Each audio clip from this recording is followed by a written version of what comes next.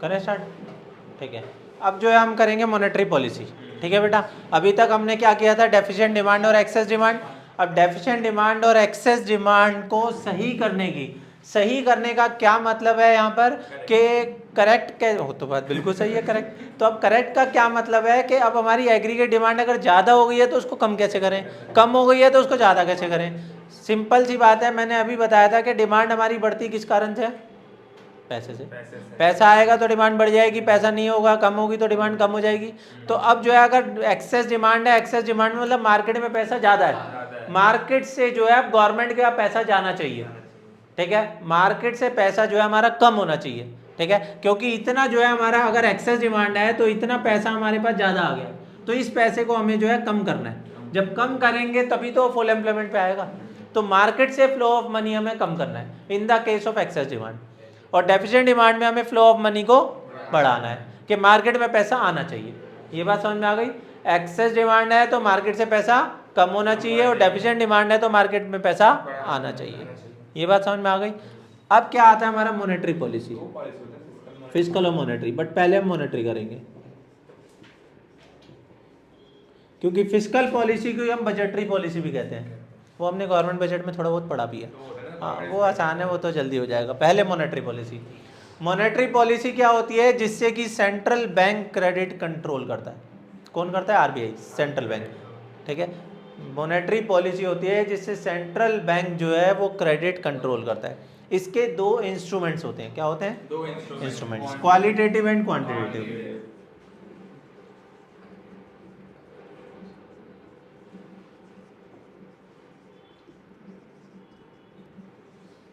अब बच्चे वहाँ पे कई बार कंफ्यूज हो जाते हैं, क्वांटिटेटिव कौन सा है, क्वालिटेटिव कौन सा है। तो जिसमें पॉइंट्स की क्वांटिटी ज़्यादा है वो क्वांटिटेटिव है, जिसमें पॉइंट्स कम आएंगे वो क्वालिटेटिव है। आई बात समझ में? जिसके अंदर हम पॉइंट ज़्यादा करेंगे वो क्या है? क्वांटिटेटिव। ठीक है जी। अब क्वांटिटेटिव में फर्स्ट क्या आता है हमारा जो है बैंक रेट। अब जरा ध्यान से सुनना। सर पहले क्वालिटेटिव कर लेते हैं, हमने ये थोड़ा रह जाता है क्वालिटेटिव। हाँ नहीं, क्यों रह जाएगा, कुछ भी नहीं रहेगा। सबसे पहले क्या आता है हमारा बैंक रेट। क्या आता है? Bank rate. बैंक रेट वो रेट है जिस रेट पर सेंट्रल बैंक, देखो इसमें क्या है कि हमारा सेंट्रल बैंक जो है किसको, कमर्शियल बैंक को, कमर्शियल बैंक आगे जो है पब्लिक से डील करता है। ठीक है, तो सेंट्रल बैंक जिस रेट ऑफ इंटरेस्ट पे कमर्शियल बैंक को लोन देता है, लाइक 10% पे दिया, ये आगे पब्लिक को देगा 12% पे, क्योंकि वरना कमाएगा कैसे, 2% फालतू नहीं लेगा। तो जिस रेट ऑफ इंटरेस्ट पे सेंट्रल बैंक कमर्शियल बैंक को लोन देता है, तो बिल्कुल to fulfil their long term needs. ठीक है, लॉन्ग टर्म नीड्स को फुलफिल करने के लिए, उसको हम कहते हैं बैंक रेट।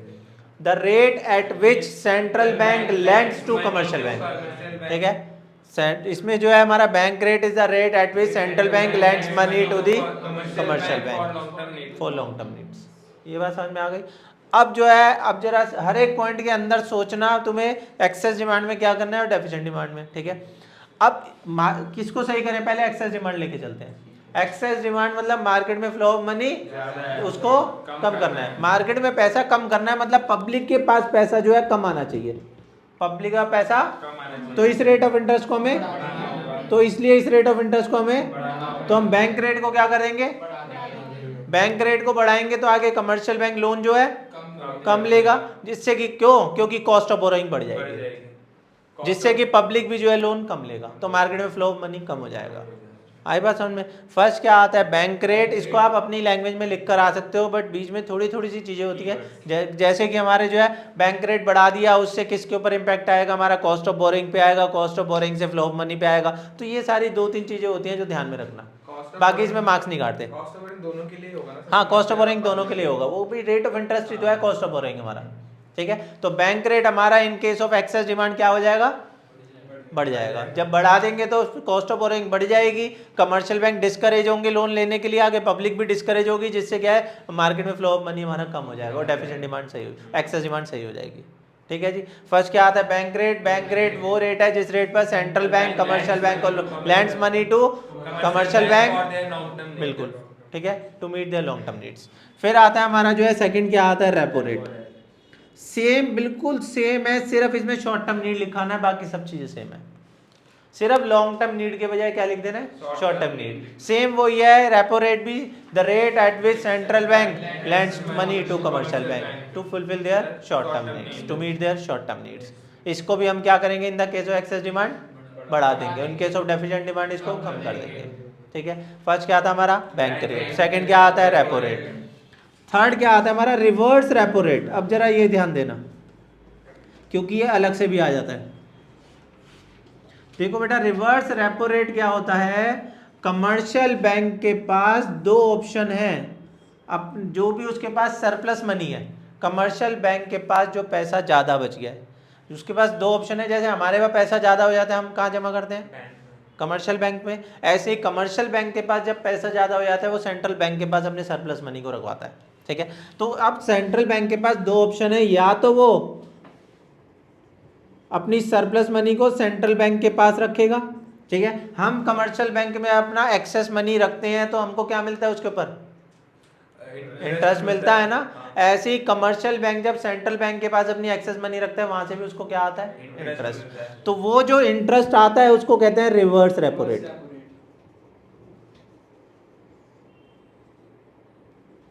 ये बात समझ में आ गई। कमर्शियल बैंक सेंट्रल बैंक के पास अपनी सरप्लस मनी को रखता है जिसके ऊपर उनको इंटरेस्ट मिलता है, जिसको हम क्या कहते हैं, रिवर्स रेपो रेट। और दूसरा ऑप्शन उसके पास क्या होता है कि वो जो है पब्लिक को जो है लोन दे, जिसके ऊपर उसको क्या आएगा, रेट ऑफ इंटरेस्ट आएगा। आई बात समझ में।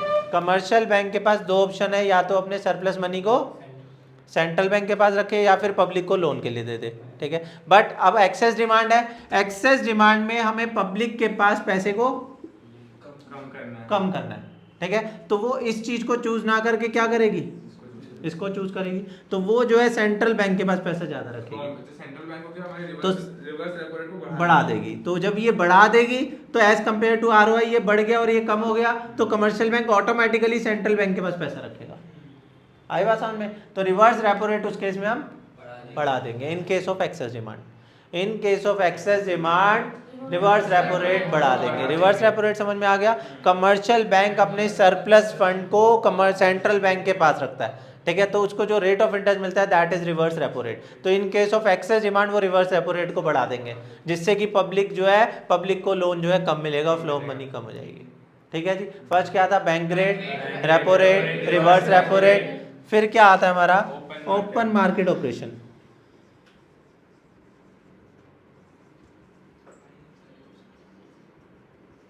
ओपन मार्केट ऑपरेशन क्या होता है, sale and purchase of securities by central bank in the open market. Central bank open market में सिक्योरिटीज की सेल एंड परचेज करता है।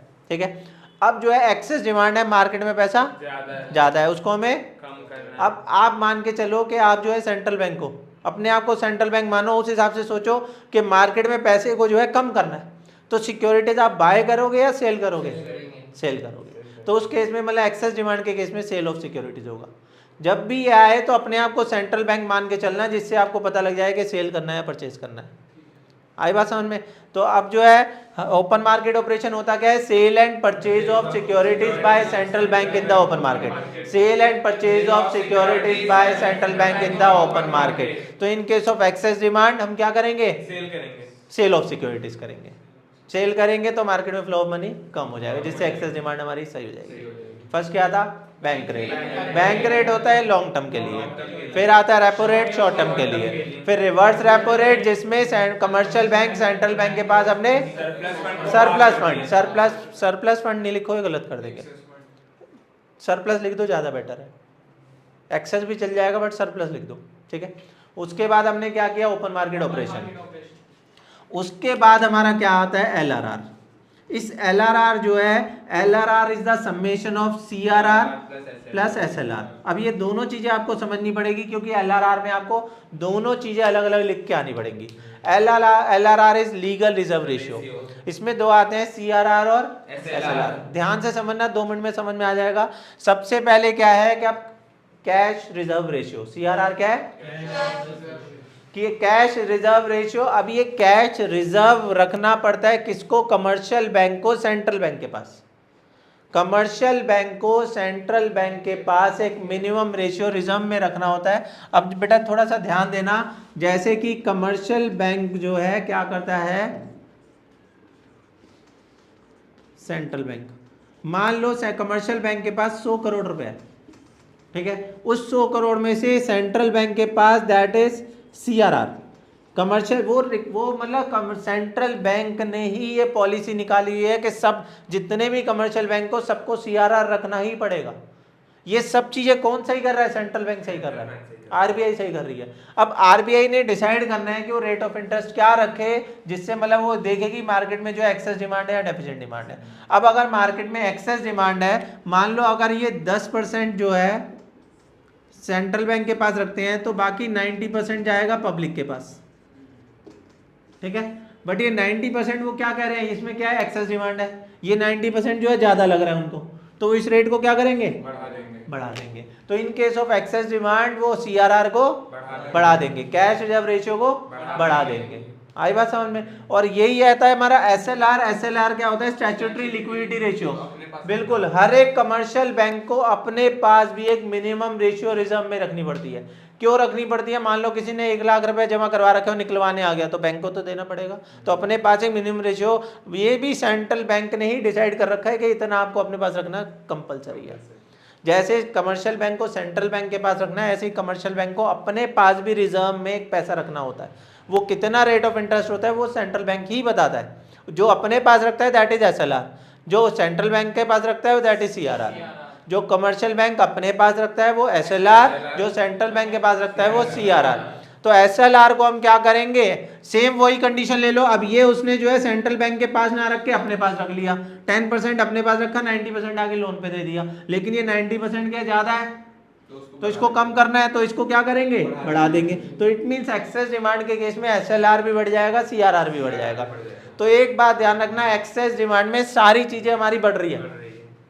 एक्सेस डिमांड में हर पॉइंट में हर चीज हमारी बढ़ रही है, कम कुछ भी नहीं हो रहा। सिर्फ एक ओपन मार्केट ऑपरेशन में सेल ऑफ सिक्योरिटीज हो रहा है। आई बात समझ में?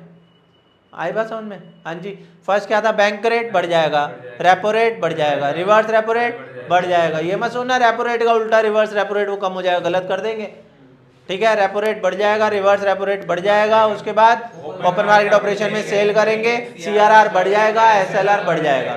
CRR वो होता है जो कमर्शियल बैंक सेंट्रल बैंक के पास रखता है एक मिनिमम रिजर्व। किसका मिनिमम रिजर्व? किसका? अपने डिपॉजिट का। जितना भी कमर्शियल बैंक के पास टोटल डिपॉजिट आता है उसका एक मिनिमम रेशियो उसके सेंट्रल बैंक के पास रखता है, ऐसे ही उसका रेशियो अपने पास भी रखता है, उसको SLR कहते हैं, ठीक है जी। ये थे सारे हमारे क्वांटिटेटिव, क्या थे, bank rate, repo rate, open market operation, हाँ reverse repo rate, open market operation, CRR, SLR, सारे क्लियर है? हाँ दोनों अलग अलग, आप LRR में बता देना दोनों आते हैं, बट दोनों को अलग अलग मेंशन करना पड़ेगा, ठीक है जी। बेटा अभी तक कोई क्वेश्चन हो तो आप पूछ सकते हैं। अरे डर क्यों रहा है, बता दे। हाँ जी क्लियर है बेटा? हाँ जी क्लियर, पक्का? हाँ जी क्लियर है। इन्फ्लेशनरी गैप क्या होता है? इन्फ्लेशनरी गैप क्या होता है? रिक्वायर्ड टू, बहुत बढ़िया, बच्चों को याद हो रहा है, बहुत बढ़िया, ठीक है बेटा। Bank rate, repo rate, reverse repo rate, CRR है SLR, ठीक है। हाँ वो दोनों आते हैं LRR में। अब आता है हमारा क्वालिटेटिव, ये क्वांटिटेटिव खत्म। हाँ बेटा समझ आ गया कि नहीं आया? नहीं आया तो पूछ ले, नहीं आया फिर कह रहे नहीं आया, अच्छा आ गया। अब आता है हमारा क्वालिटेटिव, क्या है क्वालिटेटिव में फर्स्ट हमारा क्या आता है, मार्जिन भी कहते हैं और मार्जिनल भी कहते हैं। मार्जिनल भी लिख सकते हो, मार्जिन भी लिख सकते हो, गलत कोई नहीं होगा। वहां पे ये ना हो ना मार्जिनल आ गया तुमको ये क्या है, तो एक ही बात है, मार्जिनल रिक्वायरमेंट ऑफ लोन। अब जरा ध्यान से सुनना, अब मार्जिनल रिक्वायरमेंट ऑफ लोन का क्या मतलब है, देखो उसमें इसके पॉइंट में लिखा हुआ है मार्जिन। मार्जिन किस चीज का, कि आपने जो एसेट दी है, मान लो गोल्ड लोन लेते हो आप, हर कोई कहा है मुथूट फाइनेंस ले लो, कोई भी ले लो, 90% लोन दे देती है, तो 90% 10% रखती है ना, वो 10% उसका मार्जिन है, जो वो अपने पास रखती है सेफर साइड पे कि अगर इसकी वैल्यू कम ज़्यादा हो जाए हम सेल करके एटलीस्ट पैसा तो रिकवर कर लें। आई बात समझ में? जैसे कि गोल्ड की वैल्यू है 1 लाख रुपीज़, ठीक है जी, आपने जो है इसको जो है गिरवी रखा, जैसे गोल्ड लोन लिया तो आपने सिक्योरिटी रखी 1 लाख की, आपको मिले 90,000, ठीक है जी, आपने रखा 1 लाख का, आपको मिले कितने 90,000। तो डिफरेंस कितना रहा 10,000। 10,000। तो मार्जिन रिक्वायरमेंट ऑफ लोन क्या होता है? Difference between amount of security offered for loan and amount of granted by the bank. आई बात समझ में? मार्जिन रिक्वायरमेंट ऑफ लोन क्या है? Difference between amount of security offered, जितने आपने सिक्योरिटी रखी है, ठीक है, लोन के लिए, और जितना वो लोन ग्रांट कर रही है, तो उसके बीच का डिफरेंस। अब आपने इस डिफरेंस को ही कंसिडर करना है 10,000 को। आई बात समझ में? तो इसमें क्या है? Margin requirement of loan difference between amount of security offered for loan and amount of granted loan granted by the bank. Market value of security. एक ही बात है, एक ही बात है। वो जितने की वो मार्केट वैल्यू ही लेते हैं, वैल्यू लिख दिया, आप मार्केट वैल्यू लिख दो, कोई बात नहीं। जैसे घर है तो घर का आपके पेपरों में 10 लाख का है तो 10 लाख नहीं, आपकी वो घर की मार्केट वैल्यू देखते हैं 1 करोड़ के, उसके बेसिस पे आपको लोन मिलता है। ये नहीं है कि वो 10 लाख लिखा हुआ है तो 10 लाख ही मिलेगा, नहीं, 1 करोड़ के बेस पे लोन मिलेगा, वरना तो कोई होम लोन ले ही नहीं पाएगा कभी। या दिल्ली में तो वैसे ही नहीं ले पाएगा, क्योंकि कागजों में वैल्यू 10 लाख है और एक्चुअल में 5 करोड़ है। प्रॉपर्टी के ऊपर टैक्स भी लगता है, हर चीज़ लगती है। अब आप ट्रांसफ़र कराते हो तो उसकी एक्चुअल वैल्यू दिखा दी तो बस फिर गवर्नमेंट आ जाए, कहीं आ जाओ 5 करोड़ रुपए आ गया आपके पास। बट ठीक है, अगर वाइट मनी है तो सब चल जाता है। फिर वाइट मनी नहीं है ना लोगों के पास, हाँ वही रियल, बिल्कुल वही वही वही, बाकी सब तो ब्लैक मनी है, सब कैश में आएगा बोरे भर भर के। चलो कोई बात नहीं। अब हम कर रहे हैं margin requirement of loan difference between amount of security offered for loan and amount of loan granted by the bank. ठीक है जी बेटा, बैग हटा, पैर पे लग रहा है, यहाँ रख दिया, चेयर के ऊपर रख दिया करो यार, बहुत ही ज़्यादा यार, तू भी बदतमीज होता है, गिर जाएगा वो। हाँ तो बेटा अब क्या है कि एक्सेस डिमांड है, नींद आ रही है, वो सोए जा रहा है, मैं आया बाहर सीढ़ियों पे बैठ के सो रहा था, मैंने उठाया इसको, मैंने कहा रात को यहीं सोया था क्या, पूछा था ना तुझसे रात को यहीं सोया था कि नहीं, नहीं सो रहा था, जबकि ऐसे ऐसे ऐसे, चलो कोई नहीं है, रात को घर नहीं गया था, रात को कहाँ चला गया था,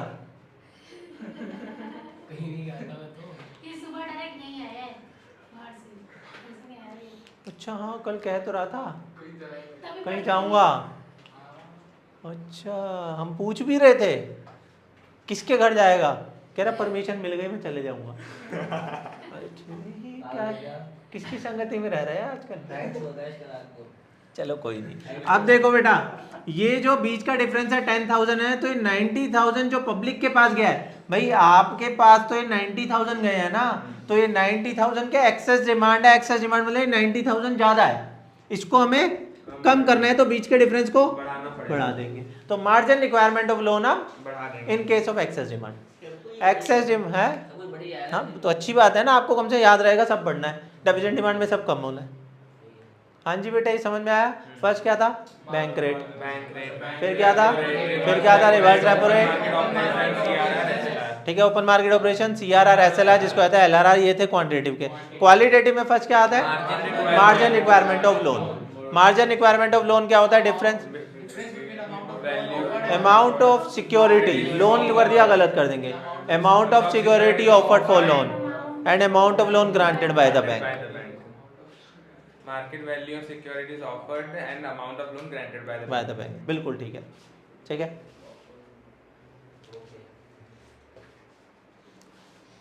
अब आता है हमारा सेकंड, क्या आता है, मोरल सुएशन।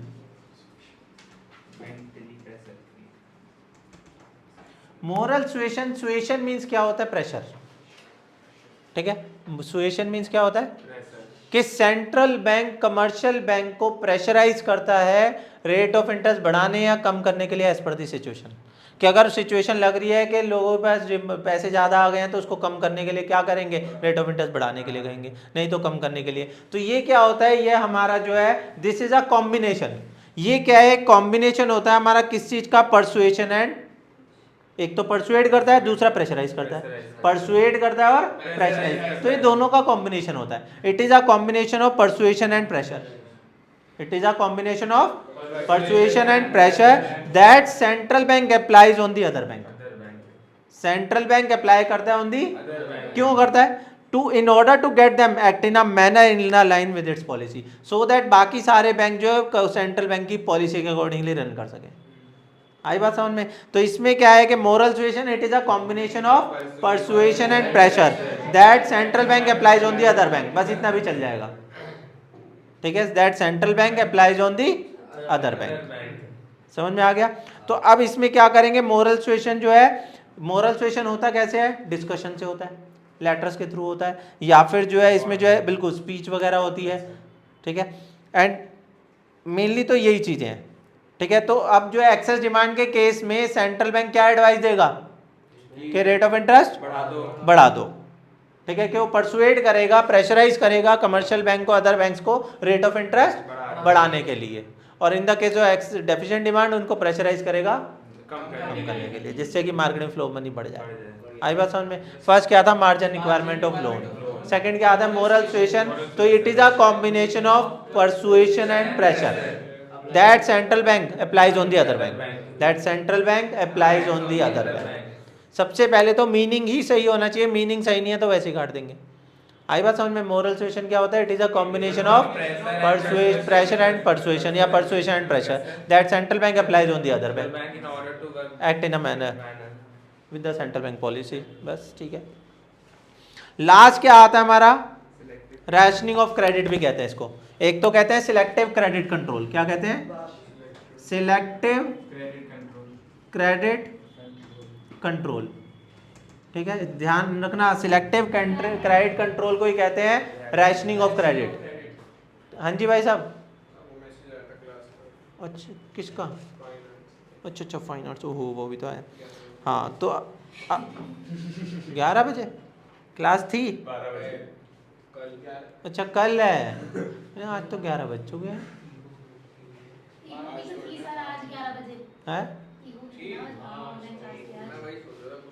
क्लास थी ऑनलाइन? मैंने तो रखी नहीं। स्कूल वाले ने रख दी क्लास, फिर रख दी? पूरे साल बच्चे पढ़े नहीं, इनको शर्म नहीं है, फिर रख दी क्या? अभी भी आके पढ़ लो, कोई बात नहीं। रखी थी? गया था? नहीं गया था? अच्छा हमारे मैम तो वीडियो बना के भेज रही थी है, सही है भाई, वही सही है। अब क्या बेटा हमारा rationing of credit. Rationing of credit में क्या आता है? ये एक मेथड है जिसमें फोन बंद करना पड़ेगा, ठीक है बेटा? ये एक मेथड है जिसमें क्या है कि central bank give direction to the other bank. उसमें क्या था? प्रेशराइज और परसुएड करता है, इसमें डायरेक्शन देता है। उसमें परसुएड एंड प्रेशराइज करता है, और इसमें सिलेक्टिव क्रेडिट कंट्रोल में जो है उसको डायरेक्शन देता है टू दी अदर बैंक। क्या देता है? डायरेक्शन देता है to the other bank to give or not to give credit for certain purposes. To give or not to give credit for certain purposes. जैसे कि वो जो है मेनली लोगों को जो डायरेक्शन दे देता है कमर्शियल बैंक्स को, जैसे कि जितने भी ये प्रॉपर्टी डीलर्स हैं या वकील हैं, इनको लोन इजीली वे में नहीं मिलता, तो ये सेंट्रल बैंक ही जो है कमर्शियल बैंक्स को है, वकील को तो मिल जाता है अरे बड़ी मुश्किल से देते हैं, नहीं देते। लॉयर्स को नहीं देते, लॉयर्स को कहाँ देते हैं? प्रॉपर्टी डीलर को नहीं देते हैं। अरे नहीं, बिल्डर को मिल जाता है। फर्क है दोनों में, करना ही क्या है। मतलब बहुत सारे ऐसे प्रोफेशंस हैं जिनको लोन मिलने में बड़ी दिक्कत आती है, क्योंकि उनको ये डर रहता है ये पता नहीं वापसी करेगा या नहीं करेगा। वो खुद ही जो है पूरे दिन तो कोर्ट में पड़े रहते हैं, तो अब केस कर भी देंगे तो क्या, उनको रोज जाना पड़ेगा, और वो तो बैठे ही हुए वहीं पर ही, आ जाओ। इसलिए हाँ, वहाँ पे बात ये है ना, लॉयर में भी अलग अलग कैटेगरी के हैं। एक की तो गवर्नमेंट सर्विस है, उसको मिल जाएगा। नहीं सर, मिलिट्री फोर्स में जल्दी नहीं देते ना, है? आर्मी वगैरह में जल्दी नहीं देते वो, हाँ, उनका रिस्क रहता है ना लाइफ का। लेकिन फिर भी एक छोटे लोन मिल जाते हैं, बड़ा लोन नहीं मिलता। मैं बताऊँ, लॉन्ग टर्म लोन नहीं देते, शॉर्ट टर्म लोन दे देते हैं, तो डिपेंड करता है कैटेगरी का। बट ये क्या है कि सेंट्रल बैंक कमर्शियल बैंक को डायरेक्शन देता है, give or not to give credit for certain purposes, to give or not to give credit for certain purposes, ठीक है। डायरेक्शन देता है टू दी अदर बैंक, किसके लिए? To give or not to give credit for certain purposes. आई बात समझ में? तो हमारा जो है क्वालिटेटिव में फर्स्ट क्या था? Margin requirement of loan. बस होता क्या है? Difference between amount of security offered and amount of loan granted by the bank. Amount of security offered and amount of loan granted by the bank. ठीक है जी। उसके बाद आता है हमारा मोरल सुएशन मतलब प्रेशराइज करना। It is a combination of persuasion and pressure that central bank applies on the other bank, that central bank applies on the commercial bank other bank लिख दे।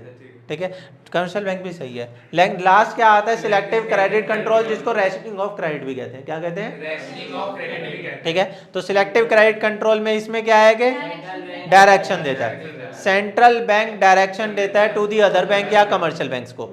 ठीक है, to give or not to give credit for certain purposes, to give or not to give credit for certain purposes. आई बात समझ में?